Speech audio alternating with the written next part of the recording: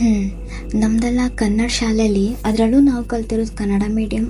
ಅಲ್ಲಿ ನಮಗೆ ಮಧ್ಯಾಹ್ನ ಬಿಸಿ ಊಟಕ್ಕೆ ದಾಲ್ ಸಾರು ಹೇಳಿ ಮಾಡ್ತಿದ್ರು, ಬೇಳೆ ಸಾರು. ನಮ್ಗೆ ಆ ಸಾರು ಅಂದರೆ ಎಷ್ಟು ಇಷ್ಟ ಇತ್ತು ಅಂದರೆ, ನಾ ಈ ಸ್ಟೋರಿ ಆಮೇಲೆ ಹೇಳ್ತೆ. ತುಂಬ ಸಿಂಪಲ್, ಏನಿಲ್ಲ, ಬೇಳೆ ಆಮೇಲೆ ಅದಕ್ಕೊಂದಷ್ಟು ಒಗ್ಗರಣೆ ಅಷ್ಟೇ ಅವ್ರು ಮಾಡ್ತಿದ್ರು. ಅದ್ರ ಜೊತೆಲಿ ಇವತ್ತೆ ನಾನು ಶೆಟ್ಲಿ ಅಂದರೆ ಪ್ರಾನ್ಸ್ದು ಕಬಾಬ್ ಮಾಡಿದ್ದೆ. ಅದು ದಾಲ್ ಜೊತೆ ಒಂಥರ ಖಾಲಿ ಖಾಲಿ ಅನ್ನಿಸ್ತದೆ ಅಂದ್ಕೊಂಡು ನಾನು ಸಿಂಪಲ್ಲಾಗಿ ಕಬಾಬ್ ಮಾಡಿದೆ. ಕಬಾಬ್ ಪೌಡ್ರ್ ತಂದಿದ್ದನ್ನ, ಅದ್ರ ಜೊತೆ ಶುಂಠಿ ಬೆಳ್ಳುಳ್ಳಿ ಪೇಸ್ಟ್, ಎಗ್ ವೈಟ್ ಅಷ್ಟೇ ಹಾಕಿರೋದು, ಎಗ್ ಯೋಲ್ಕನ್ನ ನಾ ಯೂಸ್ ಮಾಡಲಿಲ್ಲ, ಅದನ್ನು ನಂಬಿಕೆ ಕೊಟ್ಟೆ. ಇದಿಷ್ಟರಲ್ಲೇ ಎಣ್ಣೆ ಕಾದಿರ್ತದೆ, ಎಲ್ಲ ಒಂದ್ಸಲ ಇದಾಗಿದ್ದೆ. ಎಣ್ಣೆ ಕಾದ ತಕ್ಷಣ ಅದನ್ನು ಕಬಾಬನ್ನು ಎಣ್ಣೆಯಲ್ಲಿ, ಬಿಸಿ ಎಣ್ಣೆಯಲ್ಲಿ ಬಿಟ್ಟು ಅದನ್ನು ತೆಗೆದು ಆಮೇಲೆ ಎಕ್ಸ್ಟ್ರಾ ಅದ್ರದ್ದು ಎಣ್ಣೆನ ಎಕ್ಸ್ಟ್ರಾಕ್ಟ್ ಮಾಡಿದ್ರೆ ಆಯಿತು. ಹಾಂ, ಇವಾಗ ನಮ್ಮ ಕನ್ನಡ ಶಾಲೆಯಲ್ಲಿ ನನ್ಗೆ ಅದು ಒಂದು ಮೆಮೊರಿ ಮಾತ್ರ ನನಗೆ ಅದು ಸಾಯೋ ತನಕನೂ ಮರಿಲಿಕ್ಕೆ ಆಗೋದಿಲ್ಲ ಅಂದ್ಕೊಳ್ತೆ.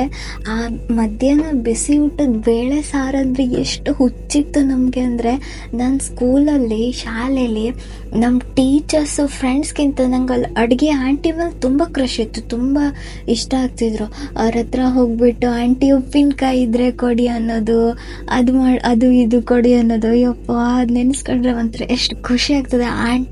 ಆಂಟಿಗಳು ಹಾಗೆ ಸ್ವಲ್ಪನೂ ಬೇಜಾರು ಮಾಡ್ಕೊಳ್ತಿರ್ಲಿಲ್ಲ, ಪಾಪ ಮಕ್ಕಳಲ್ಲ ಅಂತ ಹೇಳ್ಬಿಟ್ಟು ಛಲ ಮಾಡ್ತಿದ್ರು, ಕೊಡ್ತಿದ್ರು ಕೇಳಿದ್ದೆಲ್ಲ.